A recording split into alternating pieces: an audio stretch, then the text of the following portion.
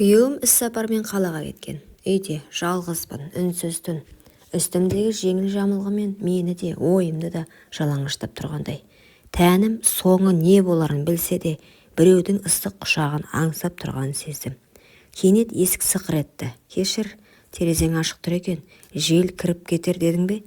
Деді бір таныс дауыс. Қайным. Иә, ауылдан келіп ағасының үйінде қонып жүреді. Мен тек көрпені жаба салайын дегенмін. Қолындағы көрпе тіземнен сырғып жоғары көтерілді. Сол сәтте ар ұятта тән де үнсіз қалды. Көрпе бойымды түгел жапты, бірақ иісі. Иә, сол иіс менің ішкі жан дүниемді қозғалтты. Ол иіс еркектің иісі еді. Күйеуімде жоқ бір ерекше иіс. Тым жақыннан сезілді. Қатты тоңып кеткен шығарсың, деді ол, жай ғана. Дауысы жұмсақ еді. Бірақ ішіндегі отты мен ғана сезіп тұрдым. Мен үндемедім. Ол тіземнің үстіне қолын қойды. Қолының салмағы емес, жылуы ішіме сеніп кеткендей. Шынымен де, сен жалғызсың. Мен көзімді жұмдым. Қолы жамылғының астына баяу сырғып кіріп кетті. Тілім үнсіз, тәнім оянған. Тек жүрек дүрсілімен тыныстың ауырлағаны естілді. Ол үстіме шыққанда мен бір сәтке қарсыласпақ болдым. Бірақ бәрі кеш еді. Ар ұят сол сәтте бір бұрышқа тығылып қалған. Ал тән үнсіз келісті. Таң атты, жастық сәл дымқыл, тер ме әлде көз жасы ма білмеймін. Жанымда ешкім жоқ, тек көрпе астында бөтен иістің ізі қалған. Күйеуімнің иісі емес, нағыз еркектің иісі. Кінәлі сезінбе, әлде аңсау ма, анықтай алмай жаттым. Кешегі түн ішімдегі жабық құлыпты ашып жіберді. Мен өзімді қор сезінген жоқпын. Қайта тұтас әйелге айналғандай едім. Мойындағым келмейді, бірақ тәнім кешегі түнді қайта аңсап тұр. Жүрегім емес, тәнім сөйлеп кетті. Кешір мені, күйеуім. Сенде осы үнсіздік, осы от болмаған секілді. Кенет есік ашылды. Ас үй жақтан қайнымның даусы естілді. Шәй дайын, ұйықтап қалған жоқсың ба? Мен үндемедім, себебі даусынан бұрын оның иісі кіріп келіп жатқандай болды. Шәй үстінде үнсіздік үстем болды. Ол көзіме тура қарамады. Мен де. Бірақ арасындағы от сезіліп тұрды. Көйлегімнің ішінен өзімді бөтен, бірақ ерекше сезініп отырдым. Тәнім басқа біреудің ізін ұмытқысы келмейді. Түн тыныш өтті ме, деді ол ақырын. Даусындағы салмақ. Кеше мені құшақтаған қолың дауысы секілді шықты. Жаман емес, дедім, қысқа ғана. Қасық пен кесенің дыбысы ғана естіліп тұр. Ал ішімде құмарлық оты қайта тұтанып келе жатты. Ол орнымнан тұрып, қасымнан өтіп бара жатып, иығыма жеңіл тиіп кетті. Сол ғана еді, менің бүкіл жан дүниемді қайта оятты. Ол менің тәнім емес, жанымның ең әлсіз тұсына тиіп кеткендей сезіп тұрдым. Кешегі түн кездейсоқ емес еді. Ал бүгін тәнім тағы да соны қалап тұр. Ар ұятта әлсіз екен, себебі екеуі де үнсіз.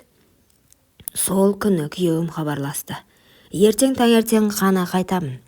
Үнінде сағыныш жоқ, жай бір күнделікті дауыс. Ал менің ішімде дауыл. Кеше мені алғаш рет толық әйел сездірген адам дәл қазір төргі бөлмеде отыр. Кеш, үй тыныш, жарықты өшіріп өз бөлмеме өттім. Төсекте жатсам да ойым басқа бөлмеде. Әр тынысым оны аңсау. Тәннің әр түйірі соны қалайды. Есіктің сырттан жай ғана тарс жапты, аяқ дыбысы тоқтады. Сосын жаймен есік ашылды. Үн жоқ, тек дем, терең, ыстық. Ұйықтап қалдың ба? Жоқ, дедім сыбырлап. Ол жақындады. Жамылғаны көтеріп иығыма тиді. Сол сәтте ішімдегі барлық ар ұят, тыйым, ой, үнсіз күйге шегінді. Мен оны күттім. Тек тән емес, жанымда, әйелдігімде оны аңсады. Ол үстіме шықты, екеуміз де сөйлемедік. Себебі тіл емес, құмарлық сөйлеп тұрды. Түн ұзаққа созылды. Әр жанасу кешегі емес, бүгінгі одан да батыл, одан да керемет өтті. Одан да аш көз еді. Мен ештеңе ойлағым келмеді. Тек сол сәт, сол иіс, сол еркек. Таң атты. Бұл жолы мен жалғыз оянған жоқпын. Ол қасымда жатты. Жалаңаш иығы маған тиіп тұрды. Тынысы баяу, терең. Ұйықтап жатқанмен тәнінің жылуы маған қадалып тұрды. Басыма бір сұрақ келді. Бұл енді не? Кездейсоқтық па, әлде? Ол көзін ашты. Ұйқылы ояу көзіне қарадым. Еш өкініш жоқ, еш сұрақ та жоқ. Тек бір үнсіз мойындау бар секілді. Енді бәрі бұрынғыдай болмайды. Орнынан тұрды, үстіне футболкасын асығыс киді де маған қарады. Кешір, деді, жай ғана. Бірақ бұл кешір мені емес, өзін ақтау еді. Мен басымды изедім. Үнсіз. Ішімде бір ащы шындық шыңғырып тұрғандай болды. Мен өз күйеуімді саттым. Мен өзімді жоғалттым. Бірақ сол сәтте бір бөлек шындықта ішімнен күбірледі. Сен алғаш рет өзіңді әйел сезіндің. Күйеуім үйге таңертең келді. Әдеттегідей жымиып кірді. Құшақтап сүйді. Бірақ мен сол сәтте оның иісінен бөтен иісті іздеп кеттім. Қайным дастархан басында үнсіз отырды. Бұрынғыдай емес. Екеуміз де көз түйістірмедік. Бірақ ішімізде бір-бірінің барлық сырын біліп отырғандай сезілді. Күйеуім күліп сөйлеп отыр. Мен күліп отырмын. Ал жүрегім екі ортада тұншығып отыр. Кешкісін ол: қайным кетем дейді. Қалада жұмыс тапқан екен. Інім кетем деді. Қалада жұмыс тапқан екен деді. Мен басымды изедім. Жауап бермедім. Ішімде бір шындық қимай жылап жатты. Бірақ тілім үнсіз. Сол күні кешке ол менің бөлмемнің есігін соңғы рет ашты. Кірмеді, тек үнсіз қарады. Көзінде: мен саған ештеңеге уәде ете алмаймын. Бірақ мен сені шын қаладым деген үнсіз сөз тұрды. Мен де көзімнен жауап бердім. Мен де, бірақ өмір бойы біз қалағандай болмайды. Ол үнсіз бұрылып кетті. Ал мен сол сәттен бастап бір түннің құпиясын өмір бойы жүрек түкпіріне бекіттім. Себебі ар ұят үндемесе де жүрек ешқашан ұмытпайды. Әттең, күйеуім қайным сияқты бола алғанда ғой. Кейде адам ақылмен емес, тәнмен өмір сүріп жатқанын кеш түсінеді. Сырттай бәрі бүтін. Үйім бар, күйеуім бар, бірақ бір нәрсе жетпейді.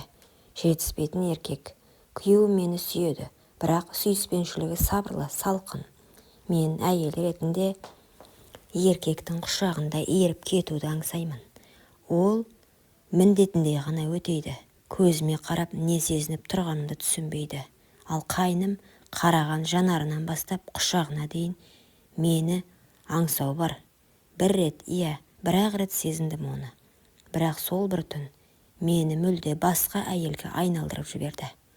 Түнде күйеуімнің құшағында жатып қайнымды ойлау күнә екенін білемін. Бірақ ой тоқтамайды. Тәнім оның жанасуын, демінің ыстығын, сенімді еркектің аңсайды. Мен ажыраса алмаймын, күйеуімді қимаймын. Ол менің өткенім. Бірақ қайным менің әйелдік болмысымда оятқан тыйымды қалауларым. Екеуінің ортасында тұрып қалдым. Арым мен аңсарымның арпалысында үнсіз ғана өртеніп келемін. Құрметті оқырман, өмірден алынған шынайы оқиғаларды тыңдағыңыз келсе, менің арнама тіркеліп, лайк, комментарий жазып қолдап кетіңіздер. Келесі кездескенше.